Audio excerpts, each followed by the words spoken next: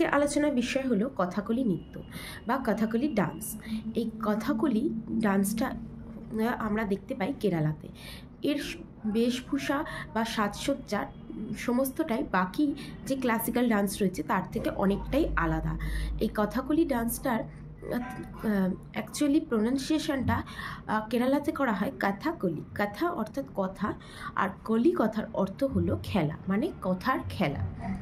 এই কথাকলি ডান্সটা আগে বিভিন্ন মন্দিরে হতো, এখনও মন্দিরে হয়, কিন্তু এই কথাকলি ডান্সটা ম্যাক্সিমাম যেখানে হয় সেটা হলো রাত্রির 8টার পর বিভিন্ন গ্রামের মধ্যে, মানে ওখানকার যে গ্রামগুলো আছে সেই গ্রামগুলোতে একটা যাত্রাপালার মতন এই কথাকলি ডান্সটা করা হয় এবং সেটা রাত্রির 8টা থেকে শুরু হয়, প্রায় ভোর রাত পর্যন্ত চলে।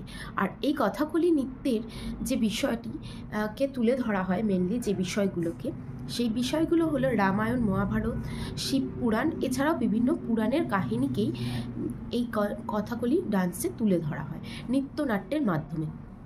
এটা কিন্তু শুধুমাত্র যে একটা ডান্স বা নৃত্য এমনটা কিন্তু নয়, এটা প্রায় নৃত্য নাট্য বলা যেতে পারে।